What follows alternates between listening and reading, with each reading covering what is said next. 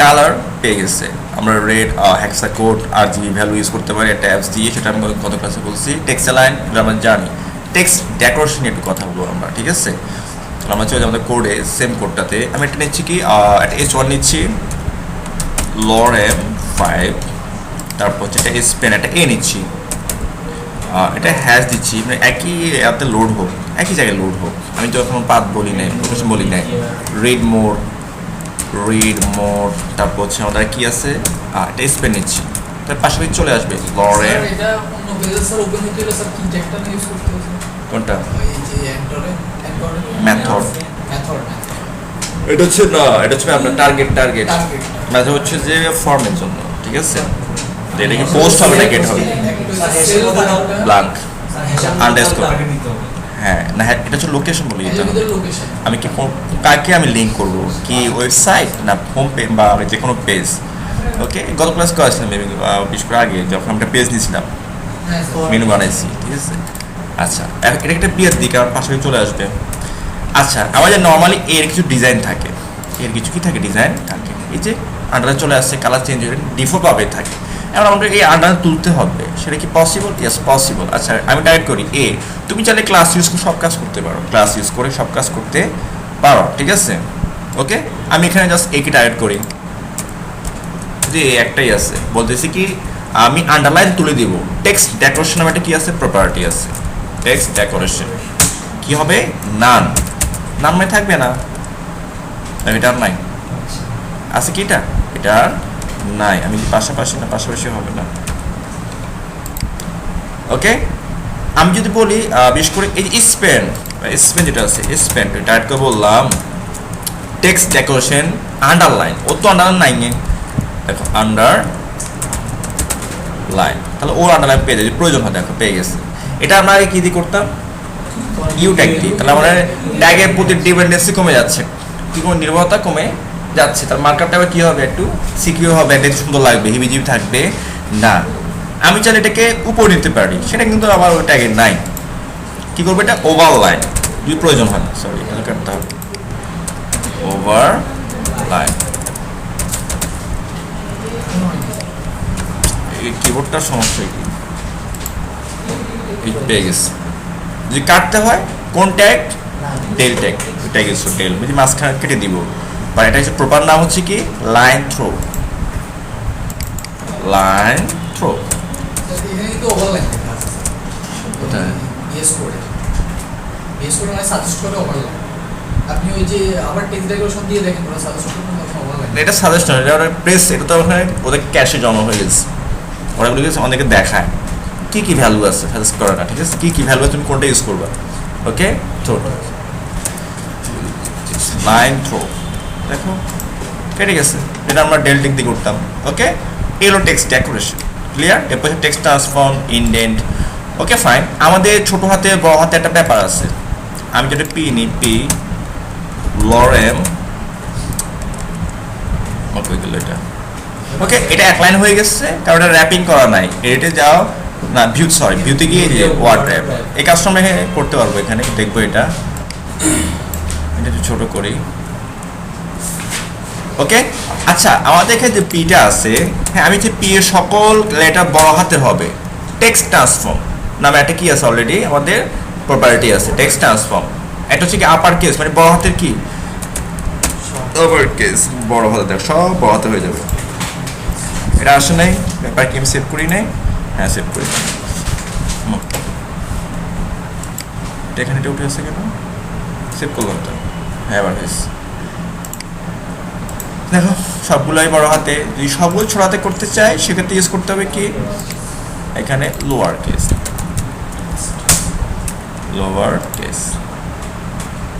এটা কি একটু সেভ হয় না? সেভ তো করছি, এটা রিফ্রেশ দিই না, আসলে এই ছোট হাতে।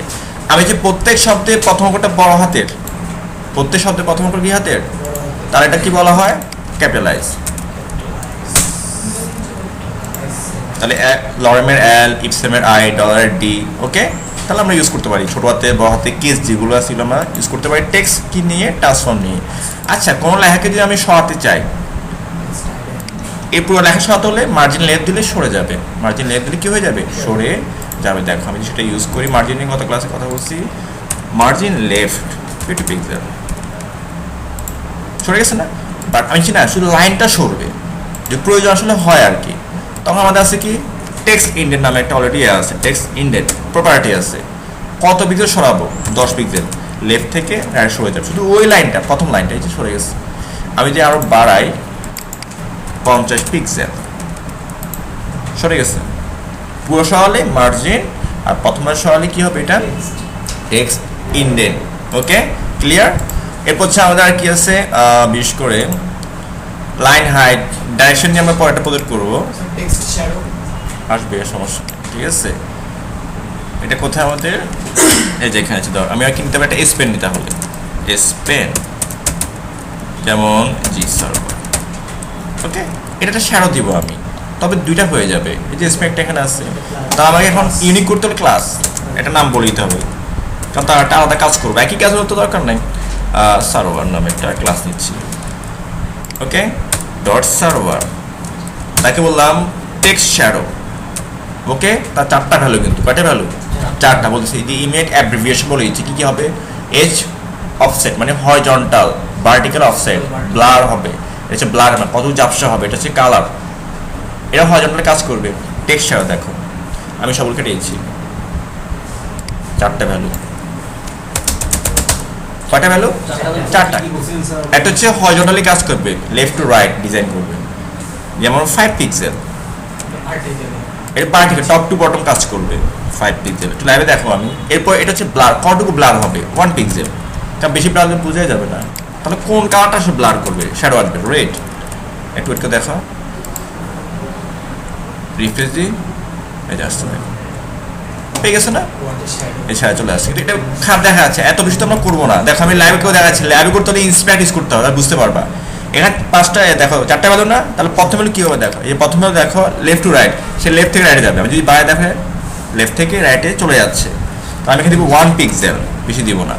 আর হচ্ছে পার্টিকেল টপ টু বটম, আমি যখন মান বাড়াবো সে টপ থেকে বটম চলে যাবে, আর যখন কম সে উঠে যাবে, যখন মাইনাস ভ্যালু আসবে তখন উপরে উঠে যাবে।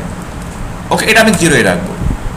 এরপর হচ্ছে ব্লার, আমি যদি এখানে 0 দিই দেখো এটা ব্লার হবে না, দেখো 0, এটা কিন্তু ব্লার আর হয় নাই। যদি আমি এখানে বাড়াই দেখো সেম নাম চলে দেখো চলে আসছে, হ্যাঁ ওকে। বাট আমি যাচ্ছি, আমি 1 পিক্সেলে যাচ্ছি, তবে ব্লার হবে 1 পিক্সেল।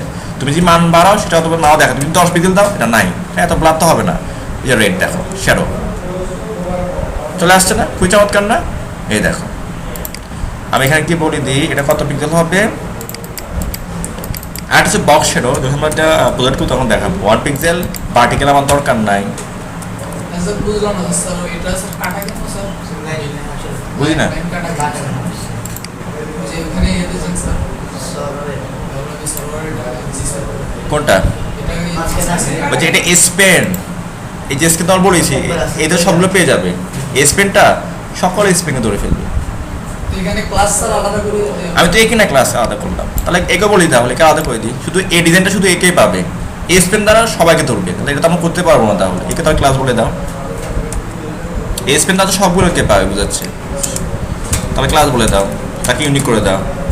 এটা কি দাও এস দিদি এসপি, তাহলে আমি এখানে ডট এসপি দিই, শুধু ওই পাবে এসপি, তাহলে কাকে শুধু এই ডাইভারশন দিবে এটাই।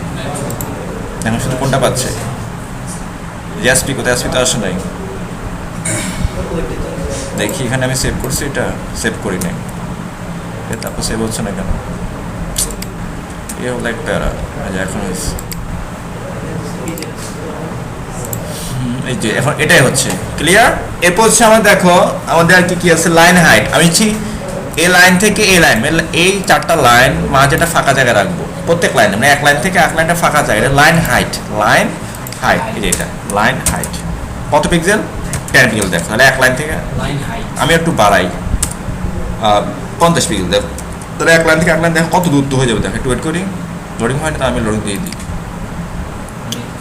সেভ হচ্ছে লাইন হাইট সার্ভার। আচ্ছা আমি বলছি একে, সরি এটা এখানে না, ও তো লাইনে নাই আসলে, এক লাইন,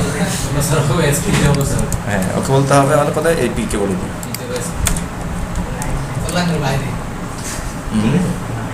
এখন দেখো এগুলো ঠিক আছে 50 50 50 50 ওকে তুমি ইউজ করতে পারো 10 15 এরকম তুমি যদি শুধু 5 দাও দেখো একদম লেগে যাবে